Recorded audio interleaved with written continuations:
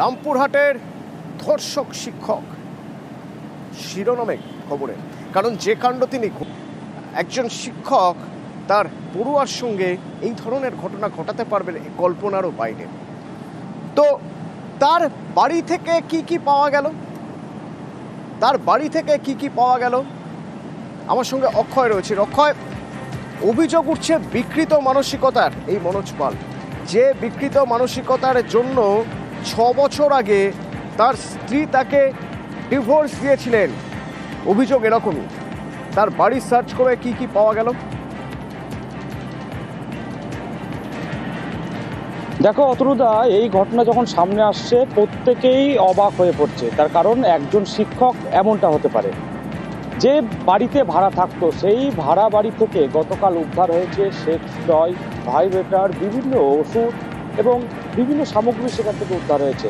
শুধু এই না, ওই বাড়িতে যে বাড়িতে ভাড়া থাকতো সেই বাড়ির যিনি পরিচারিকা ছিলেন তার সাথেও একটি সম্পর্কে সে যুক্ত হয়ে পড়েছিল এবং কিছুদিন আগে একটি সমস্যাও দেখা দিয়েছিল, সেটি গ্রাম্য লোকজনদের দিয়ে সেই সমস্যা মিটিয়ে ফেলা হয়েছে। এখানেই আরও বেশ কিছু বিষয় উঠে আসছে যে গত 6 বছর আগে তার ডিভোর্স হয়। ডিভোর্সের কারণ কি ছিল? বিবাহিত জীবনে একাধিক নারীর সাথে সে সম্পর্কে যুক্ত হয়ে পড়েছিল। ঠিক এখানেই একজন শিক্ষকের যে মানসিক যে অবস্থা এবং লালসার শিকার হয়েছে এই ছাত্রী, সেই বিষয়টি উঠে আসছে এবং এই ঘটনা সামনে আসার পর হতবাক হয়ে পড়ছে যে এই শিক্ষককে সামনে থেকে দেখে কেউ বুঝতে পারেনি।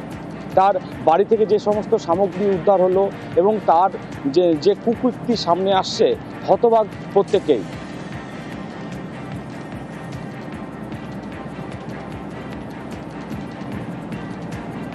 আমি ওখানে থাকি না, আমি ছেলেমেয়ের পড়াশোনার সূত্রে রামপুরহাটে থাকি, সেই হিসেবে আমার ঘরটা পাকা ছিল বলে আমি ওকে ভাড়াটা দিয়েছি। এই ঘরে আছে ও 2.5 বছর 3 বছর এরকম হচ্ছে। 26 তারিখ থেকে 31 তারিখ অব্দি আমি ছিলাম না, আমার চোখের ট্রিটমেন্ট চলে, সেই হিসেবে আমি নেপালে চলে গেছিলাম। 1 তারিখে ওইখানে গিয়ে আমি জানতে পারি যে মাস্টারমশাই এরকম একটা ঘটনা করেছে, গ্রামের লোক জড়ো হয়ে স্কুলে জড়ো হয়েছিল, সেই সূত্রে জানতে পারি। ভেতরে ও কি করতে না করতে আজ পর্যন্ত পাড়ার লোক বা আমরা কেউ অজানা আমাদের।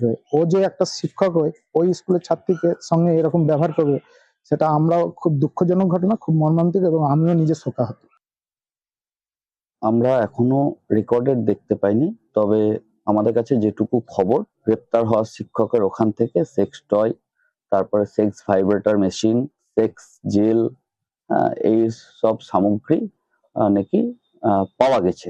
এই ধরনের আমাদের কাছেও একটা খবর আছে। তার স্ত্রীর সঙ্গেও নাকি এই নিয়ে কোনো বনিবনা ছিল না। উনার যে চাল চলন, জীবনকে উনি চালাতে চাইতেন, এসব নাকি উনার স্ত্রীও মেনে নিতে পারেননি, সেই কারণে উনার স্ত্রীও নাকি ওনাকে ডিভোর্স দিয়ে দিয়েছেন।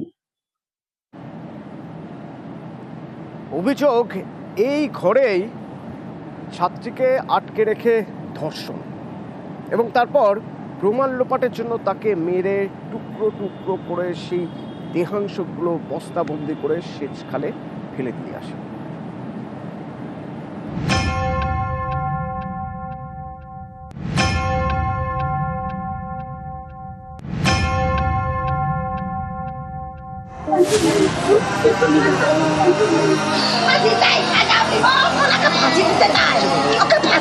তুমি বড় হলে তোমাকে বিয়া করব, তোমাকে কারো সাথে যেতে দেবো না, আমি বিয়া করব তোমাকে বড় হলে। দিয়ে এইটা মারাবার লেগে বিয়া করবে? আমি ওকে সাজা চাই, ওকে ফাঁসি চাই। ছাত্রীকে ঘরে আটকে রেখে ধর্ষণ, তারপরে দেহ টুকরো টুকরো করে বস্তায় ভরে সেচ খালে। বীরভূমের রামপুরহাটে শিক্ষকের বিরুদ্ধে চাঞ্চল্যকর অভিযোগ।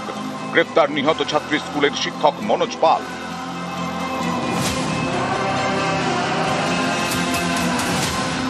মা বললে ফোন করে স্কুলে পৌঁছায়নি, টিউশন भी পৌঁছায়নি।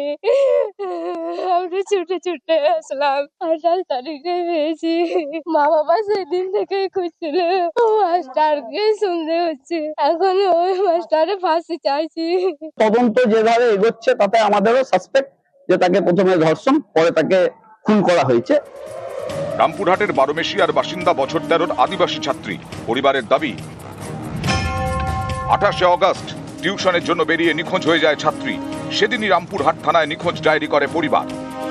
ছাত্রী স্কুলের ফিজিক্সের শিক্ষক মনোজ পাল, বাড়ি পুরুলিয়ায়, রামপুরহাটে ভাড়া বাড়িতে থাকে।